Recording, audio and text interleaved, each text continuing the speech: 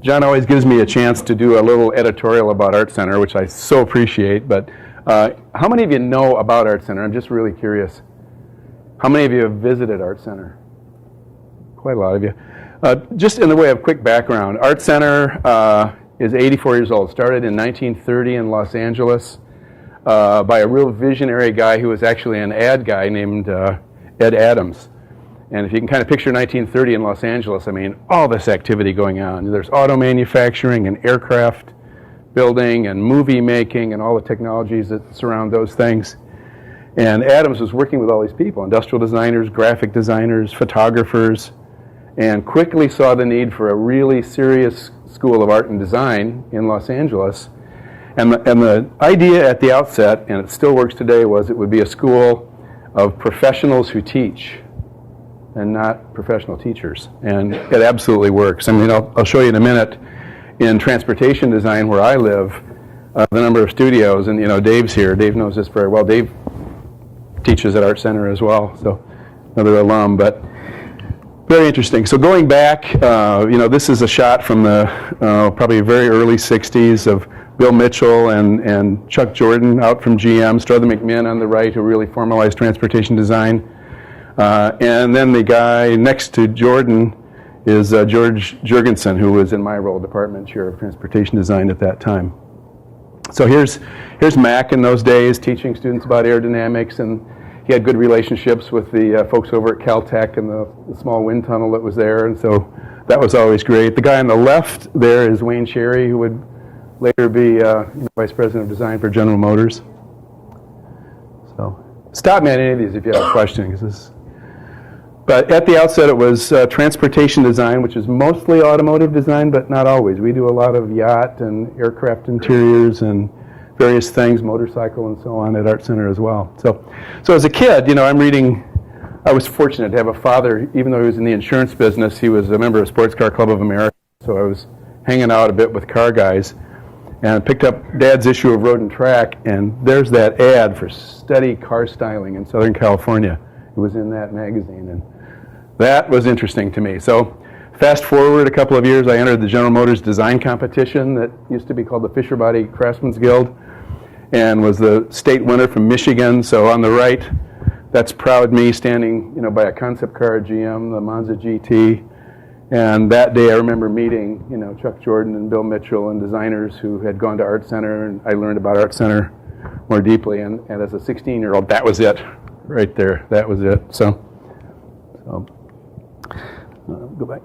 So, the connections between Art Center and the industry has been great. I mean, up on the left, you see a visit a few years back from Lucio Bertone, Jordan up on the right, Jack Telnack, lower left, and some of the early connections with the Japanese car makers, Mazda. Actually, it started in the 50s with Toyota. The leadership from Art Center went to Japan, met the government and leaders like Toyota, and opened up exchanges and so on with Japanese industry. So, I don't know if you can see this very well. There's the California coastline here, but Art Center in Pasadena and Calty Design down in Newport Beach, which is the Toyota design studio, where I spent some years, was really the first sort of modern Southern California design studio.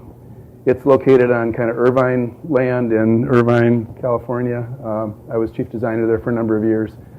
But that was started partly with the connections with Toyota and Strother McMinn, of course, who was really the key guy at Art Center's transportation design, and he worked with Toyota to help establish Calty. When it was started actually in the early 70s in El Segundo.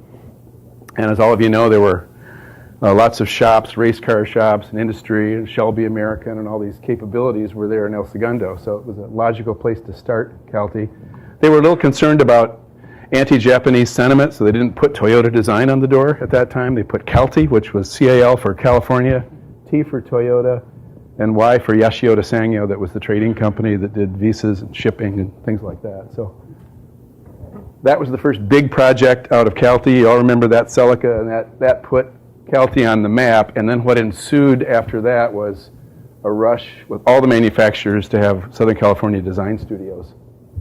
So this is just for fun. This is one of the projects that, I don't know if you've seen this, Dave Dennis Campbell and I did this when Lexus was being articulated as a new brand, and we were suggesting a Lexus Halo sports car. But They finally have done it with the LFA, but this is that category. So this is now the distribution. In yellow, you see the Southern California studios. I mean, Dave has spent lots of years in a studio for a Japanese manufacturer, as have I.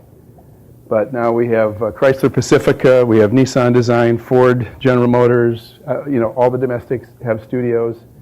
VW, Audi, BMW Design Works, Volvo and Camarillo. Nissan Design is the bottom there in San Diego. So that brings me back to my point about Art Center having access to professionals who can teach in transportation design. On a given day, we've got professionals in from BMW, from Honda, from Hyundai, Kia, Nissan, Ford. And so the students have the benefit of interacting with professional designers that take a break. So in my CALTA years, I did that. I took a break on Wednesday afternoons and went up to Art Center and taught a class and had some interesting people. I had a young lad named Chip Foose in a fourth term class at that time, and so it was pretty great. Sponsored projects have been a big deal at Art Center. This is one from the early 60s, and you can see there they're doing some design work for an Apollo space capsule for NASA. Kind of neat. We do them with all the automakers. I think in a given year we do something like 5 or 6 sponsored projects. This was one right at the tail end of Chris Bangle being head of design for BMW, and we had Chris over, the aerodynamicist from BMW, and we did a dual sponsored project between BMW and a computational fluid dynamics or digital wind tunnel company from Boston. You may have heard of EXA, and EXA has sponsored projects. So it was kind of a dual brief for the students to do digital wind tunnel analysis and also a BMW design brief. So did one for Indy Racing League and had Tony George and his marketing team there, which was a lot of fun. And we did that as a transdisciplinary studio with students in entertainment design, product design, transportation design, and environmental design. So these are some sort of archival shots. These are fun. Upper left is Chuck Pelly, who would start BMW Design Works. To his right there is Shiro Nakamura, who today is Vice President of Design for Nissan. And the lower thing is Chip Foose giving his thesis project. You can see the hemisphere that he later built a physical copy of, but he's presenting to Tom Gale and Neil Walling.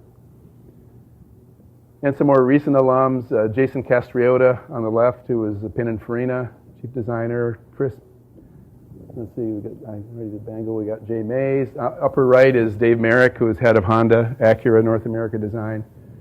And that boyish face on the bottom is Franz von Holzhausen, who did the Solstice at GM and went to Mazda briefly, and he's head of design for Tesla now, so he does the Tesla stuff.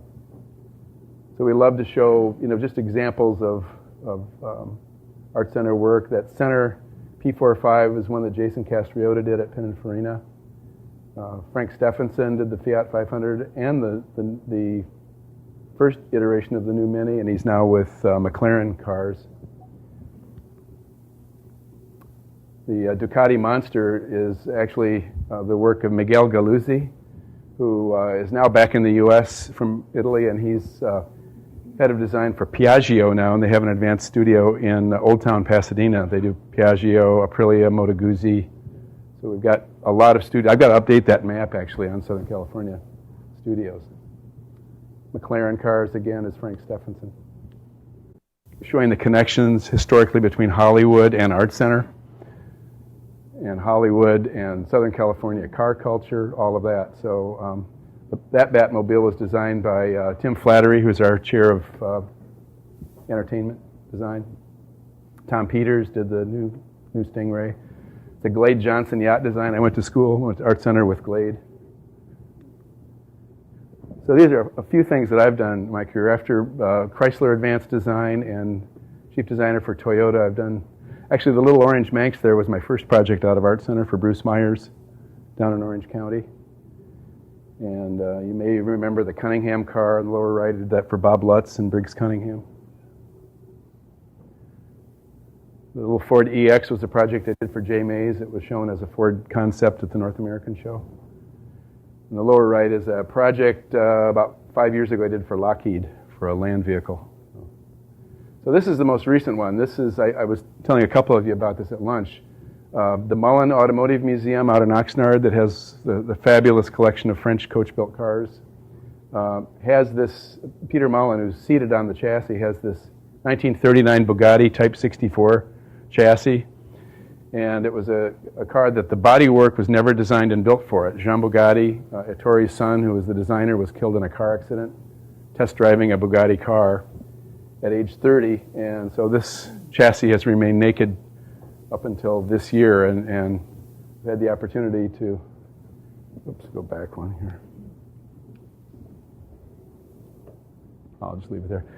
Design this body for the Type 64. So this was built back at Automobile Metal Shaping near Port Huron, Michigan, by Mike Cleaves. And our decision is to kind of show the coach builder's craft. I designed this mahogany buck to fit the panels to. And then the entire body now is sort of an aircraft-style monocoque aluminum body, and it's in the new Art of Bugatti exhibit right now at the museum that just opened, and we have the body actually hanging a meter above the chassis, so you can kind of look inside and see the period-correct construction, all gas-welded. And the entire monocoque body weighs 350 pounds for it. So this was a really satisfying project to do. That's Peter and Merle at Art Center this past October, and we showcased the project for the first time at Art Center. It'll never be painted or finished, never trimmed. We're going to leave it as if it were a coach builder's work, about 90% finished, and no interior trim. So, typical classroom at Art Center. Professionals teaching. Eric Noble on the back there with the black shirt, who has the car lab in orange, a brilliant guy that consults to a lot of the automakers. Dennis Campbell in the black shirt down front. I worked with him many years at Calty, and he's one of our few full-time faculty now. Dave here in the room is part-time faculty. So these are 4 students that just recently graduated. Michael on the lower right works at the Piaggio studio in Pasadena. Wojtek in the upper left, who's from Czech Republic, is with what is it, Kiska Design, Dave? In Austria, doing KTM, that kind of thing. And then Christina on the upper right is General Motors. So anyway, thanks for letting me do that. But John wanted me to make a few comments about the future of customization. And I think it's a topic kind of near and dear to designers. I think, no, I'll keep going. Unless you want me to be done, I can get a look. Okay. So anyway, these are the things. I mean, Dave and I have talked about this because he's in a world now that's doing some very interesting things for the aftermarket as well. But the whole thing of customizing for work and play, the obvious thing of appearance, functionality, self-expression. What's missing in this list? I think it's probably what everybody's been talking about here, the social connection and the social aspect of the automobile. So, a little background. Anybody know who this is? No. Harley Earl. And Harley grew up in Los Angeles. The family had Earl Coach Works. And going way back, they made carriages. And they got into car body making. And Harley was intensely interested in automotive design and kind of got into the family business very young at age 18 and was designing coach-built cars, cars for the stars, cars for motion picture execs, things like that in Los Angeles. And he caught the eye of the General Motors top execs later and actually was lured to Detroit and set up what is now General Motors design staff. But in these days, he was in LA doing customized cars, which is very interesting.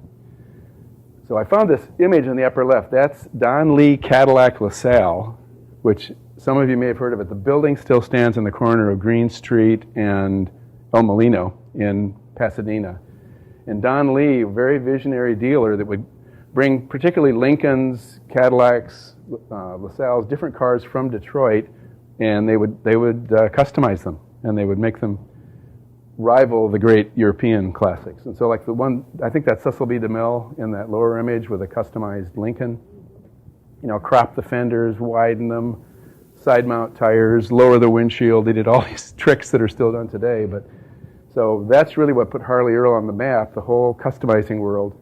And there's Harley now with one of the very first early concept cars, that he did at General Motors when he set it up. So this is the fabulous Phantom Corsair. And you think about one-off cars, built by Foose or Moll or, some of these people. This in the era was one of those. I mean, this was made for Rust Hines of the Hines fortune. The guys that were with Murphy Coach Build in Pasadena, which is the same facade buildings where Rusnak, Porsche, Audi, Jaguar, all that is right now. That was Murphy Coach Build. When they closed Murphy, I think around 29 or 30, Bowman and Schwartz bought the projects that were in progress, moved to less expensive quarters on Walnut Street, and this is one of the projects that they finished for Rust Hines. But you get into the 60s then, and there's just an explosion. I mean, what could show up more than a hot rod magazine? I mean, all that Peterson did in his empire to bring together, I think you'd have to say, John, a lot of even the origins of SEMA is right with Bob Peterson and all the manufacturers that he worked with, right?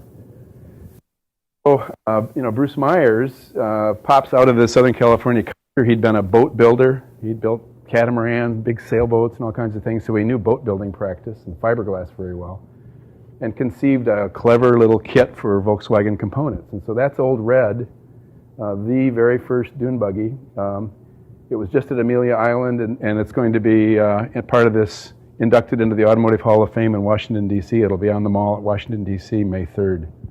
So I'll be back there for that. So right out of Art Center, I had offers from GM, Ford, and Chrysler, but I ended up not taking them. I went to work for Bruce down in Newport Beach, and he wanted to do a more streetwise thing. So this was the first project I did for him. I was 22 years old, just out of Art Center.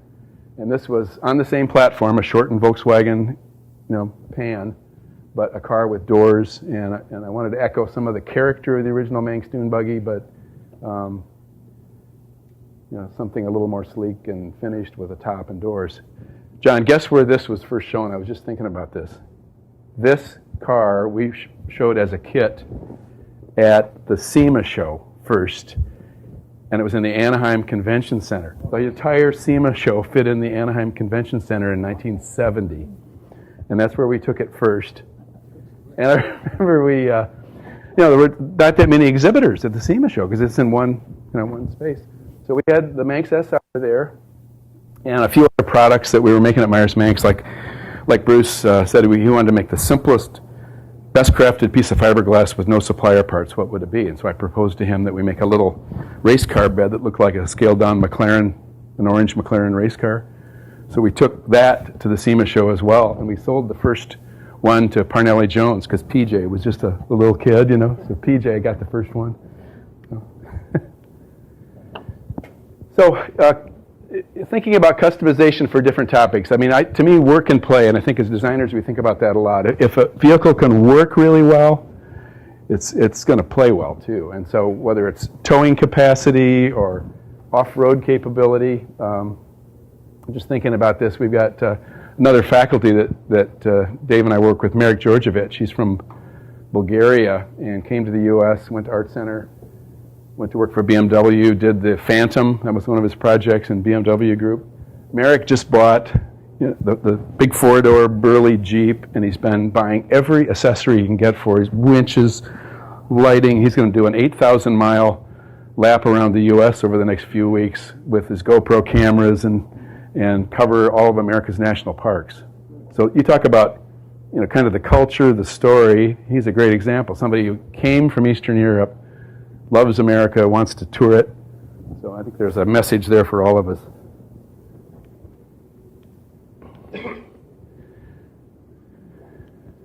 Appearance, obvious. This is a 69 Firebird 400 that is a neat story. When Chip Foose was in a fourth-term transportation design class, I was running up from Calty to teach the class, and I had Chip in this fourth-term class. One night after class, he said, "I want to show you my car." And he takes me out to the parking lot and shows me this Firebird 400 that he had gotten from his girlfriend's father in Santa Barbara. And it was an orange factory 400 four-speed. And Chip ends up getting the car, and when he got accepted to Art Center, he tore into this car and massaged it and wanted to make it look smoother, cleaner, almost like a study model out of the Pontiac studio. Painted it a BMW color. Later, when he was with Boyd, he made the wheels for it. It's been published.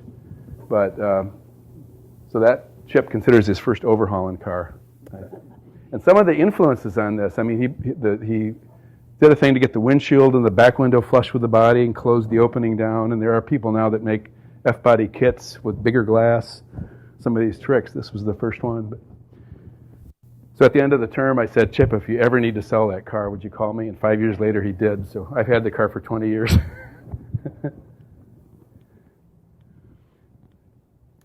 So functionality. Functionality has lots of aspects. And for designers, I think one that comes to play right away is aerodynamics. I think that's a big deal. And this little car, the Volkswagen XL1, have you read about it? This is, to me, one of the most futuristic cars out there on the circuit now, and they're putting it into limited production. It gets nearly 200 miles per gallon. It's a little diesel hybrid, all carbon composite, and it's really showcasing future technology for VW. But I think, the SEMA companies can anticipate some of these things, and so I think it's going to lead us toward new ways to define performance. Performance in terms of efficiency and perfect aerodynamics and lightweight structures and things like that. Another aspect of functionality is just ergonomics. I think if you saw Shaq's Audi R8 that's been stretched so he can fit in it, there aren't very many cars he can fit in. We've done projects at Art Center on the lower left on handicap access. And it's my conviction that that's another aspect of functionality that I think only the aftermarket can deliver honestly. We've done some projects at Art Center with paraplegics, and a lot of them paraplegics because they're active, sports-minded people. We did a project with a young lad from out east that puts on music events, and he had a terrible diving accident off a high board. And he would love nothing more than to have a car he could drive that would be expressive and exciting and easy for him to access and maybe even used in competitive events, gymkhanas or something. Doesn't exist. So most handicap access things look more like hospital equipment than cars. So that's another. Self-expression, it's an obvious one. I mean, to me, I don't know how you can do anything to capture the trend of rat rods and make money. I've scratched my head about that one. but I'm seeing more of them, and I'm seeing people like that, digging down into that home-built backyard culture, The 40s, 50s, 60s American car event on the lower right is the largest one in the world. Any guesses where that is? Sweden. It's in Sweden. So there's a market there, I think. I don't know. Yeah. So performance, obvious. I mean, I think, some of the things that are happening, I use Callaway and Celine as examples. One of the powerful things that is a trigger for all of us, I think, is storytelling, and if you read a Harrington catalog or an L.L. Bean catalog, the way they weave great stories around these things is, I think what Selina's doing, bringing back, Swede Savage for the Challenger and, Mark Donahue, Fulmer is a pretty good idea because I think those are the stories that resonate with people. The little Honda tuner there, to me, is, if you go back to the origins of tuning and performance, which arguably could be Model T Speedster kits to make humble Model T components look like a little Stutz Bearcat or a Mercer or something like that. That's kind of the category that, to me, Honda is in these days. Humble components, but used well. Security, I think, is a market opportunity. I think there's a lot that can be done to design and manufacture things that really enhance security in vehicles. And beyond just in the electronics realm, too. You remember this concept car? It was a Ford, what was it called, Dave? The SYN-US or something. Yeah. But this was kind of patterned after a little Brinks truck, and it had like guarded eyelids that would come over all the transparent areas. So if you left it overnight in an urban environment, it's safe. It had kind of like a safe on the back door, single door with a big screen on the inside. So rear cameras, so you look back, it looks like you're looking out the back, but it's all camera fed. But kind of a neat concept. But things like side glass. I've done some vehicles that are armored and so on, and the transparent armor on the Lockheed truck was 120 millimeters thick. Well, that's the doors weighed 550 pounds, but so that wouldn't happen. But I think polycarbonate, hard-coated polycarbonates, I think stand a chance of being used in windshields and back windows and side windows in the future, and it'll be vandal-proof, So the whole social thing. Did any of you see this article? It was last month's Car and Driver. You should all find it. It's basically, I think, somebody from Haggerty talking about this dying generation of baby boomers. That what's going to happen? And talking about the just literally, flat line on some of the cars that are the most important to the baby boomers, and so it sort of begs the question: what's next for this generation? This is the son of one of the guys that works with us at Art Center, is Colin, and he's 13 years old. He is completely tech savvy. He's unbelievable. He's a great photographer. He uses digital cameras. He's got every app that I've ever imagined. I asked him the other day if he had the app that can identify any music, and he said, no, I can get it though. And about 5 minutes later, I put on a Miles Davis piece, and he identified it and knew who the artist was. Everything. So, but Colin is really good on a driving simulator, and he's been driving, and he'll come in, he'll get off snow and get onto gravel, and he'll come in and he'll swap tires and wheels and do things. So I was asking him, I said, are you going to want a car? Oh yeah, what are you going to do with it? Well, I said the same things I do when I'm gaming. I want to know how I'm going to be using it and the proper wheel and tire for it, and so it gives me a little hope, that people will love this thing. So anyway, that's some reason. By the way, the Alex Alexiev did the model on the upper left. That was an award-winning model, and he's the lad that actually did our Deep Orange 1 project that I'll show you real quick here. So just a little bit about Deep Orange 1. John already told you about CUI Car in Greenville, and you know about Art Center. And so at the outset, the whole thing was to have these two schools collaborate on projects where designers would mix it up with engineers, and the engineers would negotiate with the designers, just like they will do, in real-world programs. And it's really been fun. It's not without difficulty. Paul and I talk about it constantly. For him, it's a 2-year graduate program. For us, it's undergrad students in a 4-year program. And so to keep continuity and calendars is always a trick, but it's nonetheless a good thing. The reason for Deep Orange, by the way, is Clemson University's colors are orange. Art Center's colors are orange. So very natural called Projects Deep Orange. So John has shown you all the capability. This was Deep Orange 1. This was a BMW-based thing, and that's Alex, who had this in his grad show, proudly. Alex was just hired recently by Frank Stephenson, so he's a designer at McLaren now. So this was some of the build. There's Alex and the guys, and we milled it full scale in foam after the early iteration and scale models that came from all the sketching. It was alias modeled as well. That's the first sketch that was picked up there. And there it is going through. And this is the really fun stage because there's a tremendous amount of negotiation between the iCar students and the design students. There's the interior mock-up. Remember, John, we had that SEMA show. And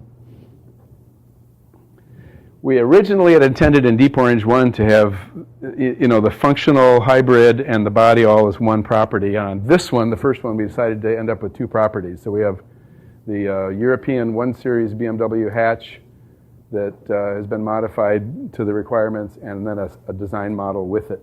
So that's the team. Now that's the most recent Mazda one. There's Fred. You actually had a great presentation about it. I want to get the stuff you have too, because it's beautiful. So this was SEMA. The first year we had the scale model and the industrial origami space frame there. And then the year later, in that same technology area, such a great area, right in the center of activity. I mean, we could not be happier to have the association with SEMA on this one. And then here's this model at Fred's grad show. So this one we kept it outside, put lights on it in the evening, and it was a lot of fun. So Deep Orange 5, of course, is GM. This is the kind of car this one is, a little kind of an urban car that has very expressive personality. Not a go-fast car, it's an urban car. And that one's in progress right now. And let's see, these are just some other quick things I wanted you to see that are going on. We recently did some yacht design. This is our show on October 26th this year. It's not a concours, it's a design show, so you're all invited. We do some judging. This is most of the heads of the local studios, Southern California, Dave Merrick, Freeman, so on. And Jay always does interviews for us on the stage, so. We had Tom Peters and Pete Brock and the 59 Stingray that Pete did and the 2014 Stingray that Tom Peters did, both Art Center alums at our last show. So that was a great Leno interview of those guys.